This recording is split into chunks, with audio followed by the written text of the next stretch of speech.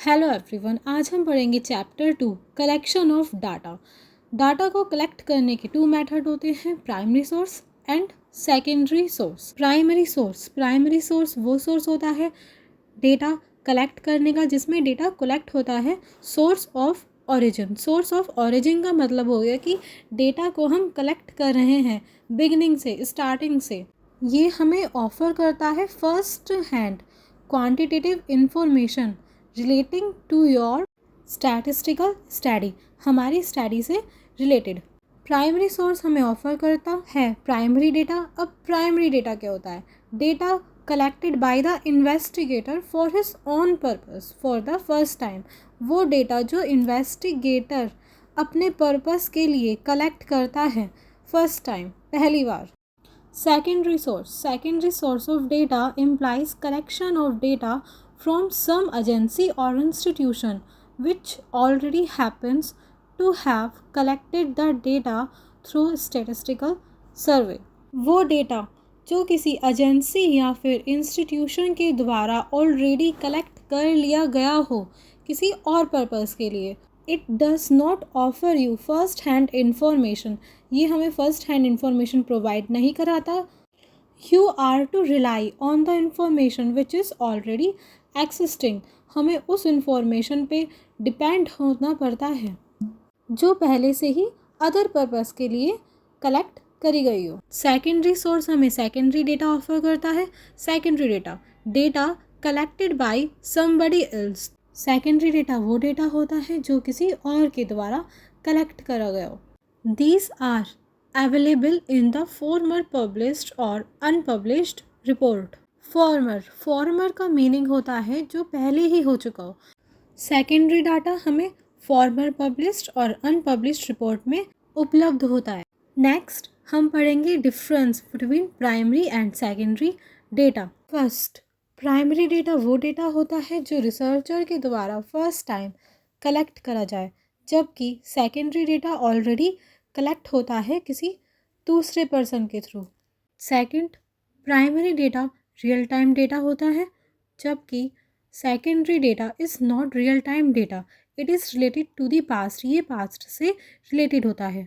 Third, primary data expensive होता है जबकि सेकेंडरी डेटा एक्सपेंसिव नहीं होता। फोर्थ, प्राइमरी डेटा कलेक्ट करने में रिसर्चर को डिफ़िकल्टी फेस करनी पड़ती है जबकि सेकेंडरी डेटा में ऐसा कुछ नहीं होता। प्राइमरी डेटा रिसर्चर अपनी नीड के हिसाब से कलेक्ट करता है, जबकि सेकेंडरी डेटा ऑलरेडी कलेक्टेड होता है किसी दूसरे पर्सन के थ्रू, इसलिए ये रिसर्चर की नीड के अकॉर्डिंग हो भी सकता है, नहीं भी। प्राइमरी डाटा टाइम ज़्यादा लेता है क्योंकि रिसर्चर इसमें अपनी नीड के अकॉर्डिंग डाटा को कलेक्ट करता है। सेकेंडरी डाटा टाइम ज़्यादा नहीं लेता क्योंकि ये ऑलरेडी उपलब्ध होता है। लास्ट, प्राइमरी डेटा ज़्यादा एक्यूरेट होता है कंपैरिजन टू सेकेंडरी डेटा। अब हम देखेंगे प्राइमरी डेटा को कलेक्ट करने के कौन कौन से मेथड होते हैं, हम किस किस मेथड से प्राइमरी डेटा को कलेक्ट कर सकते हैं। First, personal interview. Second, information through questionnaire and schedule. Third, telephonic interview. First है पर्सनल इंटरव्यू। पर्सनल इंटरव्यू में आता है direct personal investigation, indirect oral investigation and information. One by one हम तीनों को समझेंगे। Direct personal investigation. Direct personal investigation में investigator वो पर्सन होता है जिसे इंफॉर्मेशन कलेक्ट करनी होती है, वो पर्सनली जाकर रिस्पोंडेंट से पर्सनली इंफॉर्मेशन कलेक्ट करता है। Direct relation with the person, इस पर्सन से हमें इंफॉर्मेशन चाहिए होती है, उससे क्या होता है, डायरेक्ट कांटेक्ट होता है। ठीक है, फॉर एग्जांपल एक इंडस्ट्री है, इंडस्ट्री में इन्वेस्टिगेटर जाता है, वहाँ के वर्कर से डायरेक्ट कांटेक्ट करता है उनकी इकोनॉमिक कंडीशन के बारे में। अब हम देखेंगे डायरेक्ट पर्सनल इन्वेस्टिगेशन कहाँ पर सूटेबल है, ये कहाँ कहाँ काम आता है। First, the field of investigation is limited और नॉट वेरी लार्ज, जहाँ का एरिया क्या हो, लिमिटेड हो। Second, a greater degree of originality of the data is required, जब हमें डेटा ओरिजिनल चाहिए हो उस केस में हम डायरेक्ट पर्सनल इन्वेस्टिगेशन को प्रेफर करेंगे, हम वन बाय वन सबसे उनके बारे में इंफॉर्मेशन गेन करेंगे। Third, information is to be kept secret, जहाँ पर हमें इंफॉर्मेशन को सीक्रेट रखना हो। Fourth, accuracy of data is of great significance, जहाँ पर एक्यूरेसी की ज़्यादा इंपॉर्टेंस हो। Fifth, when direct contact with the respondent is required, जहाँ पर डायरेक्ट कॉन्टैक्ट की नीड हो। अब इसके हम मेरिट्स एंड डिमेरिट्स देखेंगे।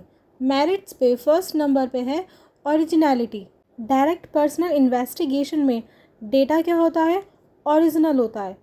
सेकंड, एक्यूरेसी, जब इन्वेस्टिगेटर पर्सनली जाकर इंफॉर्मेशन कलेक्ट करेगा उस केस में हमारा डेटा क्या होगा? एक्यूरेट होगा। थर्ड, रिलायबिलिटी, डेटा रिलायबल होगा क्योंकि इन्वेस्टिगेटर खुद इंफॉर्मेशन कलेक्ट करता है इसमें। फोर्थ, रिलेटेड इंफॉर्मेशन, जब इन्वेस्टिगेटर डायरेक्ट कांटेक्ट करता है देन उस केस में अदर रिलेटेड इंफॉर्मेशन भी कलेक्ट कर सकता है। फिफ्थ, इलास्टिक, इलास्टिक का मीनिंग होता है जिसे हम चेंज कर सकें। डायरेक्ट पर्सनल इन्वेस्टिगेशन में इन्वेस्टिगेटर क्वेश्चंस में एडजस्टमेंट कर सकता है।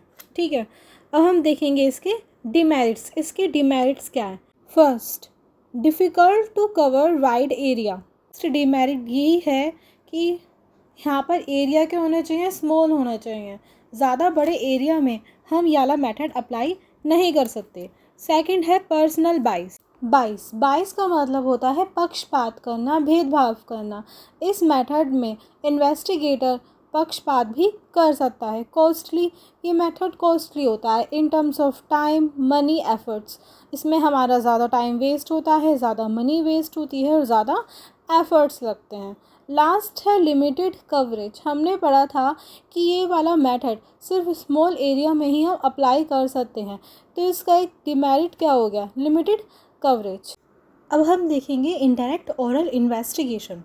Indirect oral investigation is the method by which information is obtained not from the person regarding whom the information is needed. Indirect oral investigation एक ऐसा method है, इस method में हम इंफॉर्मेशन उससे कलेक्ट नहीं करते जिसके बारे में हमें इंफॉर्मेशन चाहिए। हम किसी और पर्सन से उनके बारे में इंफॉर्मेशन कलेक्ट करते हैं।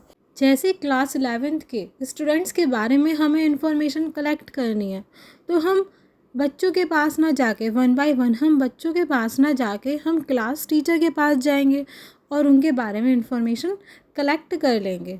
ठीक है, इस तरह के मेथड को हम कहते हैं डायरेक्ट ओरल इन्वेस्टिगेशन। यहाँ पर एग्जांपल दे रखा है, the data on the economic condition of the workers may be collected from their employers rather than the workers themselves। Worker से इंफॉर्मेशन कलेक्ट ना करके हम उनके मालिक के पास जाएंगे और उनके बारे में इंफॉर्मेशन कलेक्ट कर लेंगे। ये मेथड कहाँ कहाँ सूटेबल है? The field of investigation is relatively large, जहाँ पर इन्वेस्टिगेशन की फील्ड क्या हो? लार्ज हो। Second, it is not possible to have direct contact with a concern respondent, जहाँ पर डायरेक्ट कॉन्टैक्ट पॉसिबल नहीं हो। थर्ड, जहाँ पर रिस्पोंडेंट इंफॉर्मेशन देने में सक्षम ना हो। Fourth, investigation is so complex in nature, जहाँ पर इन्वेस्टिगेशन करना क्या हो? थोड़ा कॉम्प्लेक्स हो, जहाँ पर सिर्फ एक्सपर्ट ही हमें इंफॉर्मेशन प्रोवाइड करा सके। अब हम इसके मेरिट्स एंड डिमेरिट्स देखेंगे। फर्स्ट, वाइड कवरेज, जहाँ पर फील्ड ऑफ इन्वेस्टिगेशन लार्ज हो वहाँ पर हम इसे अप्लाई कर सकते हैं। सेकेंड, लेस एक्सपेंसिव, ये कम एक्सपेंसिव होता है compare to the direct personal investigation. Expert opinion, यहाँ पर हम एक्सपर्ट का ओपिनियन लेते हैं। फोर्थ, फ्री फ्रॉम बाइस, ये पक्षपात से फ्री होता है।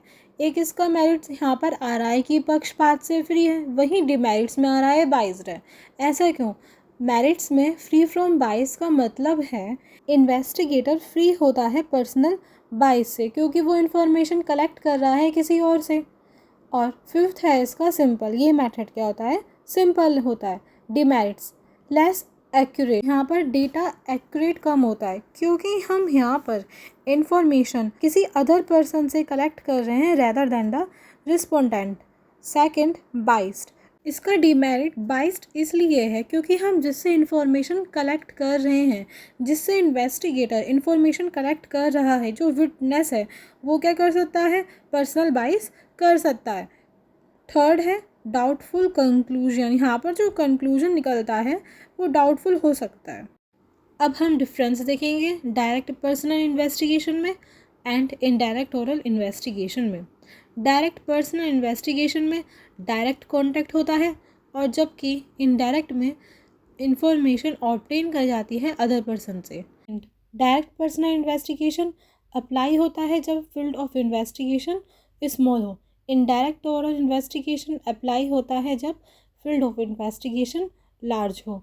थर्ड, डायरेक्ट पर्सनल इन्वेस्टिगेशन में इन्वेस्टिगेटर को रिस्पोंडेंट की लैंग्वेज एंड कल्चर के बारे में पता होना चाहिए, जबकि इनडायरेक्ट ओरल इन्वेस्टिगेशन में ऐसा कुछ ज़रूरी नहीं होता।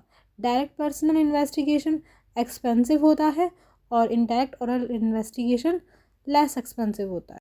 इंफॉर्मेशन फ्रॉम लोकल सोर्सेस और कॉरेस्पॉन्डेंट, ये पर्सनल इंटरव्यू का लास्ट मेथड है। Under this method the investigator appoint local person और correspondent at different places. They collect information in their own way and furnish the same to the investigator. इस method में investigator खुद information collect करने नहीं जाता, वो क्या करता है, वो लोकल पर्सन या फिर कॉरेस्पॉन्डेंट को अपॉइंट कर लेता है। वहाँ के लोकल पर्सन अपने तरीके से इंफॉर्मेशन इकट्ठा करते हैं और इन्वेस्टिगेटर को दे देते हैं। ये कहाँ कहाँ यूज़ होता है? First, regular and continuous information needed, जहाँ पर हमें रेगुलर इन्फॉर्मेशन चाहिए। इन्वेस्टिगेटर खुद तो नहीं जाएगा डेली, वो क्या करेगा, एक पर्सन को अपॉइंट कर लेगा और उससे इन्फॉर्मेशन कलेक्ट करेगा। Second, the area of investigation is large, ये लार्ज एरिया पे अप्लाई होता है। Third, the information is to be used, ये इन्फॉर्मेशन यूज़ करी जाती है जर्नल्स के द्वारा, मैगजीन्स, रेडियो, टीवी एट्सेट्रा। Fourth, a very high degree of accuracy of information is not required, इसमें हाई डिग्री ऑफ एक्यूरेसी की रिक्वायरमेंट नहीं होती। मेरिट्स, इसके मेरिट्स हैं इकोनॉमिकल, ये टाइम मनी एफर्ट्स को बचाता है। वाइड कवरेज, ये बड़े एरिया को कवर करता है। कंटिन्यूटी, इसमें कंटिन्यूस इंफॉर्मेशन मिलती रहती है। सुइटेबल फॉर स्पेशल पर्पस के लिए यूज़ होता है। डिमेरिट्स, इसके डिमेरिट्स हैं लॉस ऑफ ओरिजिनलिटी, क्योंकि इसमें पर्सनल कांटेक्ट नहीं हो पाता रिस्पोंडेंट का एंड इन्वेस्टिगेटर का। Second, lack of uniformity, data अलग अलग पर्सन के द्वारा कलेक्ट करा जाता है, इसलिए इसमें लैक ऑफ यूनिफॉर्मिटी होती है। थर्ड, पर्सनल बाइस, इसमें कॉरेस्पोंडेंट्स का पर्सनल बाइस होता है। फोर्थ, लेस एक्यूरेट, ये मेथड ज़्यादा एक्यूरेट नहीं होता। डिले इन कलेक्शन, आमतौर पर डेटा कलेक्ट करने में डिले भी हो जाता है। हमने पर्सनल इंटरव्यू समझ लिया, अब हम प्राइमरी डाटा का सेकंड मेथड देखेंगे, information through questionnaire and schedules. इस मेथड में इन्वेस्टिगेटर क्वेश्चनर प्रिपेयर करता है ऑब्जेक्टिव को माइंड में रखते हुए। इसके दो तरीके होते हैं, first mailing, second enumerator method. First, mailing survey, इस मेथड में क्वेश्चनर रिस्पोंडेंट्स को भेजे जाते हैं और इंक्वायरी का पर्पस भी बताया जाता है और साथ ही साथ आपकी इंफॉर्मेशन सीक्रेट रहेगी, इसका भी भरोसा दिलाया जाता है। रिस्पोंडेंट क्वेश्चनर में आंसर नोट करते हैं एंड नोट करके उसे इन्वेस्टिगेटर को रिटर्न कर देते हैं। ये सुटेबल होता है जहां एरिया लार्ज हो और रिस्पोंडेंट पढ़ा लिखा हो। इसके मेरिट्स हैं इकोनॉमिकल, ये मेथड टाइम मनी एफर्ट्स को सेव करता है। ओरिजिनल होता है क्योंकि रिस्पोंडेंट के थ्रू खुद भरा जाता है। वाइड कवरेज, इसे हम बड़े एरिया में अप्लाई कर सकते हैं। डिमेरिट्स हैं इसके लैक ऑफ इंटरेस्ट, जनरली जब हमारे पास मेल आता है हम क्या करते हैं, उसे इग्नोर करते हैं या फिर इनकम्प्लीट ही सेंड कर देते हैं। सेकंड, लैक ऑफ फ्लैक्सिबिलिटी, पर आंसर फिल करने के बाद हम उसे चेंज नहीं कर सकते। थर्ड, लिमिटेड यूज़, इसका लिमिटेड यूज़ है क्योंकि क्वेश्चनर फिल करने के लिए रिस्पोंडेंट का पढ़ा लिखा होना ज़रूरी है। एक्यूरेसी इसकी कम होती है क्योंकि कुछ क्वेश्चन डिफ़िकल्ट होते हैं और उनका राइट आंसर देना थोड़ा डिफ़िकल्ट हो जाता है। सेकंड है इन्यूमिनेटर मेथड। इन्यूमिनेटर वो पर्सन होता है जो खुद जाके इंफॉर्मेशन कलेक्ट करता है। Under this method questionnaire is prepared according to the purpose of inquiry. इस मेथड में भी क्वेश्चनेयर प्रिपेयर कर जाती है इंक्वायरी के हिसाब से। The enumerator himself approaches the respondent with the questionnaire. Enumerator खुद जाके अप्रोच करता है रिस्पोंडेंट को एंड क्वेश्चनेयर एन्यूमरेटर के द्वारा खुद फिल करी जाती है। Enumerator are those person who help the investigator in collecting information. Enumerator वो पर्सन हो गया जो इन्वेस्टिगेटर की हेल्प करता है डेटा को कलेक्ट करने के लिए। ये मेथड यूज़ होता है जहाँ फील्ड ऑफ इन्वेस्टिगेशन लार्ज हो। Second, investigation need specialised and skilled investigator. इसमें नीड होती है एक specialised and skilled investigator. Third, investigator को रिस्पोंडेंट्स के कल्चर एंड लैंग्वेज का पता हो। इसके मेरिट्स हैं वाइड कवरेज, ये बड़ा एरिया कवर करता है। सेकंड, एक्यूरेसी, डेटा एक्यूरेट होता है क्योंकि एन्यूमरेटर खुद जाके डेटा कलेक्ट करता है। Personal contact, enumerator and respondent के बीच पर्सनल कॉन्टैक्ट होता है। इम्पार्शलिटी, इम्पार्शल होता है क्योंकि एन्यूमरेटर को खुद डेटा की रिक्वायरमेंट नहीं है, वो इन्वेस्टिगेटर के लिए डेटा कलेक्ट करता है। फिफ्थ, कंप्लीटनेस, इसमें एन्यूमरेटर खुद जाके डेटा फिल करता है, इसलिए ये डेटा क्या होता है, कंप्लीट होता है। डिमेरिट्स, डिमेरिट्स हैं इसके एक्सपेंसिव, ये एक्सपेंसिव होता है क्योंकि इसमें ट्रेंड इन्वेस्टिगेटर की नीड होती है। सेकंड, अवेलेबिलिटी ऑफ एन्यूमरेटर, इसमें एक अच्छे एन्यूमरेटर की नीड होती है। टाइम कंज्यूमिंग, ये टाइम कंज्यूमिंग है।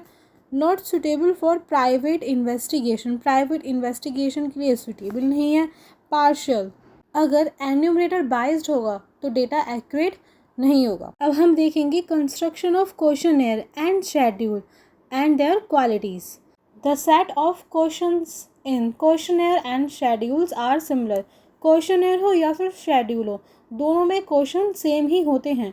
ओनली डिफरेंस, जो इसमें डिफरेंस है वो है in questionnaire entire information is recorded by the respondent themselves. Questionnaire में इंफॉर्मेशन रिस्पोंडेंट के द्वारा फिल करी जाती है, जबकि शेड्यूल में the information as supplied by the respondent is recorded by the enumerator, जबकि इसमें इंफॉर्मेशन रिकॉर्डेड कर जाती है एन्यूमरेटर के थ्रू। एक अच्छे क्वेश्चनेयर की क्वालिटीज़ क्या क्या होती हैं? लिमिटेड नंबर ऑफ क्वेश्चन, उसमें लिमिटेड नंबर ऑफ क्वेश्चंस हो। सिंपलिसिटी, वो सिंपल लैंग्वेज में हो। Proper order of question, question proper order में हो। नो अनडिज़ायरेबल क्वेश्चंस, इसमें ऐसे क्वेश्चन नहीं होने चाहिए जो रिस्पोंडेंट्स को बुरे लग जाए या फिर उसके पर्सनल हो। नॉन कंट्रोवर्शियल, क्वेश्चंस ऐसे नहीं होना चाहिए जो झगड़े की सिचुएशन क्रिएट करे। कैलकुलेशन, सिंपल होना चाहिए, सिंपल कैलकुलेशन होनी चाहिए। प्री टेस्टिंग पायलट सर्वे, अगर रिस्पोंडेंट डिफ़िकल्टी फेस कर रहा है आंसर देने में तो उस क्वेश्चन को चेंज कर दिया जाए। अब है इंस्ट्रक्शंस, प्रॉपर इंस्ट्रक्शन होने चाहिए। क्रॉस वेरिफिकेशन, एक क्वेश्चन होने चाहिए जो क्रॉस वेरिफिकेशन में हेल्प करें। Request for return and last, questionnaire को रिटर्न कर दिया जाए। क्वेश्चनेयर में किस किस तरह के क्वेश्चन होने चाहिए? First, simple alternative questions, questions ऐसे हों जिसका आंसर यस या फिर नो में दिया जाए। सेकंड, क्वेश्चन एमसीक्यूज में हो सकते हैं। थर्ड, स्पेसिफिक इंफॉर्मेशन क्वेश्चन, जैसे कि आप कौन सी क्लास में पढ़ रहे हैं, आपकी मंथली इनकम क्या है। फोर्थ, ओपन क्वेश्चंस, इस क्वेश्चन में हम रिस्पोंडेंट्स के व्यूज़ को जानते हैं, जैसे इंडिया में प्राइस को किस तरह से कम कर सकते हैं और गरीबी को किस तरह से हम कम कर सकते हैं, एक्सेट्रा। अब हम पढ़ेंगे प्राइमरी डेटा का लास्ट मेथड, टेलीफोनिक इंटरव्यू। इस मेथड में इन्वेस्टिगेटर टेलीफोन के थ्रू डेटा कलेक्ट करता है रिस्पोंडेंट से। इसके नेम से ही समझ आ रहा है कि कोई चीज़ टेलीफोन के थ्रू हो रही है। ठीक है, अब इसके मेरिट्स देख लेते हैं। इसके मेरिट सारे के सारे वही हैं जो पर्सनल इन्वेस्टिगेशन के हैं, क्योंकि पर्सनल इन्वेस्टिगेशन में भी क्या हो रहा है, डायरेक्ट कांटेक्ट हो रहा है और टेलीफोन के थ्रू भी रिस्पोंडेंट का और इन्वेस्टिगेटर का आपस में कांटेक्ट हो रहा है। सिर्फ एक एडिशनल एडवांटेज ये है कि ये क्या है, सस्ता होता है, क्योंकि पर्सनल इन्वेस्टिगेशन में हमें जाना पड़ता है और टेलीफोन में सिर्फ कॉल करनी होती है। इसके डिमेरिट्स हैं personal bias and limited access. Primary data के मेथड्स तो हमने पढ़ लिए, अब हम देखेंगे सेकेंडरी डेटा। सेकेंडरी डेटा के दो सोर्स होते हैं, published source and unpublished. Published source वो सोर्स होता है जिसमें डेटा छप गया हो, मतलब पब्लिक के लिए वो अवेलेबल हो, बुक्स में, मैगजीन में एक्सेट्रा। अनपब्लिश्ड सोर्स वो सोर्स होता है जो छपा ना हो, ऐसा डेटा जो गवर्नमेंट ने अपने सेल्फ यूज़ के लिए रिकॉर्ड करा हो लेकिन पब्लिक में पब्लिश्ड ना करा हो। पब्लिश्ड सोर्स में आते हैं government publication. Central and state government published करती है डेटा, और ये डेटा सेंट्रल और स्टेट गवर्नमेंट के द्वारा पब्लिश्ड होता है, इसलिए ये रिलायबल होता है। सेमी गवर्नमेंट पब्लिकेशन ये डेटा पब्लिश करती है related to education, health, birth and death. ये भी क्या होता है, फेयरली रिलायबल होता है। पब्लिकेशन ऑफ ट्रेड एसोसिएशन, बड़े बड़े ट्रेड एसोसिएशन डेटा कलेक्ट करते हैं एंड पब्लिश्ड करते हैं related to trading activity. Publication of research institution, बहुत सी यूनिवर्सिटीज़ एंड रिसर्च इंस्टीट्यूशन भी डेटा पब्लिश करते हैं। Journal and papers, data published होता है न्यूज़पेपर में जैसे इकोनॉमिक टाइम्स एंड मैगजीन्स में। Commerce, fact for you. International publications, international organisation जैसे कि IMF हो गया, वर्ल्ड बैंक हो गया, फॉरेन गवर्नमेंट हो गई, ये डेटा पब्लिश्ड करती हैं जिसे हम as a secondary data use कर सकते हैं। अनपब्लिश्ड सोर्स, अनपब्लिश्ड सोर्स वो सोर्स होता है जिसमें डेटा छापा ना गया हो। इसका मीनिंग देख लेते हैं। These data are collected by the government organisation and other. ये कौन कलेक्ट करता है, गवर्नमेंट कलेक्ट करती है या फिर others? Generally for their self use, अपने सेल्फ यूज़ के लिए, लेकिन ये डेटा पब्लिश नहीं करती है। Precautions in the use of secondary data, हमें ये तो बताएं secondary data other person collect करता है और यूज़ करता है अपने ओन पर्पस के लिए, इसलिए सेकेंडरी डेटा के यूज़र्स को ये चीज़ें चेक करनी चाहिए। First, reliability of data, data कितना रिलायबल है। सेकंड, सुइटेबिलिटी ऑफ डेटा, हमारी इन्वेस्टिगेशन के लिए कितना सही है। Third, adequacy of data, data कितना पर्याप्त है। हमें कुछ पॉइंट्स को ध्यान में रखना चाहिए, जैसे कि ability of the collecting organisation, हमें सेकेंडरी डेटा को यूज़ करने से पहले चेक कर लेना चाहिए जिस इन्वेस्टिगेटर ने पहले डेटा कलेक्ट करा है वो कितना एक्सपीरियंस है। सेकंड, ऑब्जेक्टिव एंड स्कोप, हमें देख लेना चाहिए ऑब्जेक्टिव एंड स्कोप हमारे ऑब्जेक्टिव एंड स्कोप से मैच कर रहे हैं या नहीं। थर्ड, मेथड ऑफ कलेक्शन, हमें चेक कर लेना चाहिए जिस मेथड से पहले डेटा कलेक्ट हुआ है वो हमारी इन्वेस्टिगेशन से मैच करता है या नहीं करता। Fourth, time and condition of collection, अगर डेटा पहले कलेक्ट करा गया है वॉर के सिचुएशन में, क्या वो पीस की सिचुएशन में अप्लाई होगा? वो नहीं होगा, इसलिए हमें टाइम एंड कंडीशन को भी चेक कर लेना चाहिए। Fifth, definition of the unit, unit of measurement जो यूज़ हुई है इनिशियल कलेक्शन में वो सेम होने चाहिए प्रेजेंट स्टडी के लिए भी। एक्यूरेसी, डेटा की एक्यूरेसी तो चेक कर लेनी ही चाहिए, अगर डेटा एक्यूरेट नहीं होगा तो हमारी इन्वेस्टिगेशन भी ख़राब हो सकती है। अब हम देखेंगे two important sources of secondary data. Secondary data के दो इम्पोर्टेंट सोर्स होते हैं, फर्स्ट है census of India and second है report and publication of national sample survey office NSSO। आपसे पूछ भी लिया जा सकता है कि सेकेंडरी डेटा के दो सोर्स बताएं। फर्स्ट है सेंसस ऑफ इंडिया जिसे हम सेंसस भी कह सकते हैं खाली। सेकंड है report and publication of national sample survey office जिसे हम सर्वे मेथड भी कहते हैं। Census of India, census of India is a decennial publication. Decennial का मतलब होता है हर एक 10 साल बाद, मतलब ऐसा डेटा जो हर एक 10 साल बाद पब्लिश हो रहा हो। Decennial publication of the government of India, ठीक है। इट इज़ पब्लिश्ड बाय, किसके द्वारा पब्लिश्ड होता है? Registrar general and census commissioner India, इनके थ्रू ये पब्लिश किया जाता है। It relates to population size and the various aspects of demographic changes in India. ये किससे रिलेट करता है? ये पॉपुलेशन साइज से रिलेट करता है। Broadly it includes statistical information on the following parameters. ये डेटा जिनसे रिलेटेड इंफॉर्मेशन इंक्लूड करता है वो हैं first size, growth rate and distribution of population in India. Second density of population. Density of population का meaning हो गया एक एरिया में कितने लोग रह रहे हैं।